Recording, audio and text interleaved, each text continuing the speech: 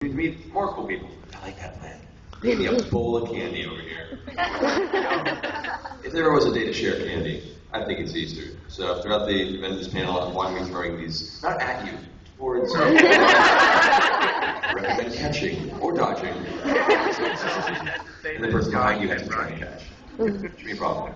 So let's start. Let's go with a nice cherry. You want to hear a cherry fan? Cherry flavor? Oh, we're going back row with this. And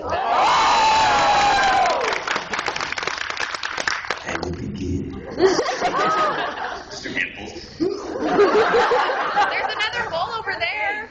Yeah, there's another bowl over Yeah. Eggs might be a big one. I'm still doing the full bowl. So anyway, this is the general Q&A. I'll just give a little bit of back history on myself. Began as an actor doing a lot of community theater. Studied a bunch, just general acting, practicing. That's not a term you use generally for acting, but I did now, so there. But yeah, trained for many years in theater and odd pieces of work here and there.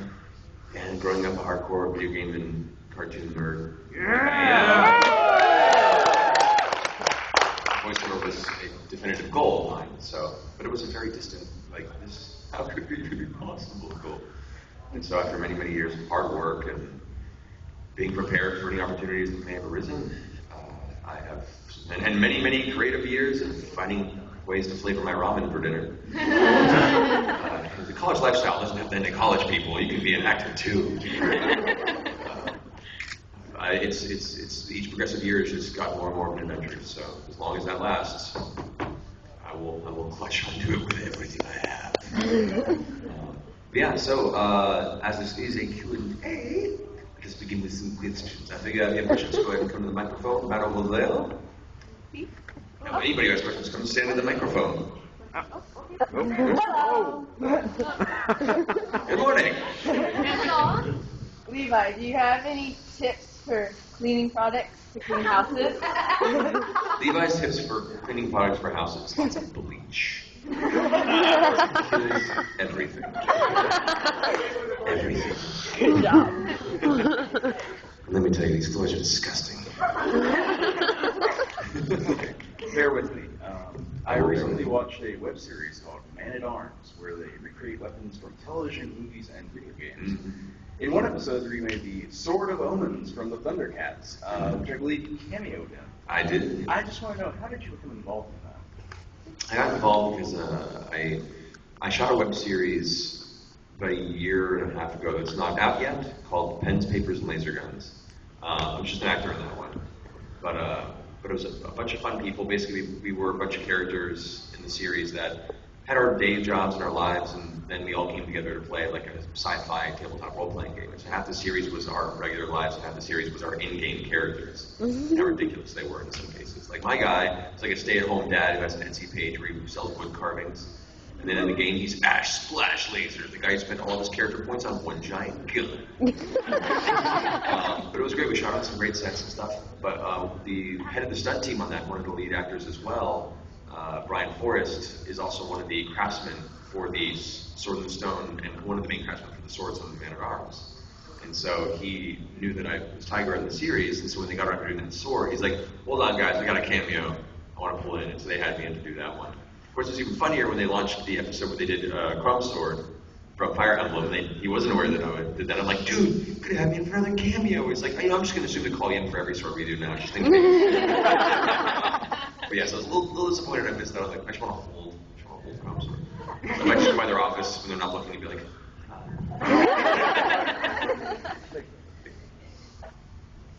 Hello. Did you agree with Walter's ideals in Shin Megami Tensei 4? did I agree with Walter's ideals? I think Walter is largely misunderstood. They tend to skew him, of course, you go the light and the dark, and he had the good and the evil. I don't think he was evil. I think he was just played more the chaotic. He was the individual that felt that order and felt that a lot of the law was unnecessary and used as a means of oppressing, the people that were not as affluent as the upper classes. So he was generally, in my opinion, he was the voice of a person against the class system who had tried to scrape up from that poverty level. And you really, I feel he was misunderstood, and I feel that if, he eventually went that direction, not in an unbelievable way, but in a way that, a person who is forced to make those hard choices when nobody else will, takes on the role of the darker individual when nobody else will. And so I can't say necessarily agree with his ideals, but I feel that I connected with him more than I would have probably connected with any other character in the show. Well, for obvious reasons. In the game. And I tend to skew a little more chaotic myself, so. Thank you. Thank you. Hello. Hi. I was just wondering, if I have to ask, it's actually a two-part question. That's okay. We got time. Okay. What's your favorite role that you've done and why? Favorite role that I've done? Oh, picking children. Oh, thanks. I like so many ones for different reasons. And I tend to be kind of a fanboy for some of the things I work on anyway, so it's hard for me to pick. So it's like, oh, this is one. I think this one too. Because it was such an involved role and it had such a history behind it for me personally, I really, really thoroughly enjoyed stepping into the shoes of Leon Kennedy. I've so been a fan of the character since his first appearance in 2 and followed him all the way up to that point anyway. And then you can do the facial motion capture for the character as well, and it was a lot more of an involved process for him. And that was just a lot of fun to be a part of that project for both that and animation and hopefully future projects. So that was a big one for me. Other than that, the other big one I can think of is Tiger from Thundercats, because I was a huge Thundercats fan when I was a kid. And the people that produced that show were all people I look up to. Andrea Romano, who is the director of the show, I don't know if you guys are familiar with her work. She's like basically one of the main voice directors for all Western animation through Warner Brothers. She directed a lot of Batman the Animated Series back in the day. She directed Tiny Toons, Animaniacs. She directed almost all the Justice League and all the DC cartoon properties. She's the voice director on. So being able to work with her was like, hi.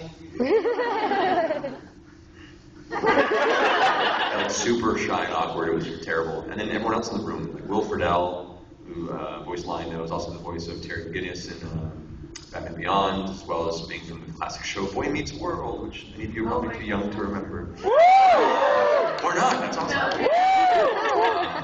And then like Michael Richardson, Michael Shrieky, D. Bradley Baker, Corey Burton, these are all people that I looked up to for so long, and being able to work alongside them was just an absolute gift. So that show definitely had an impact on me as well. Awesome, thank you. I'm kind of curious, is it some weird mystical sound right now? Like some crystal resonance. I like it. I think it's kind of spiritual.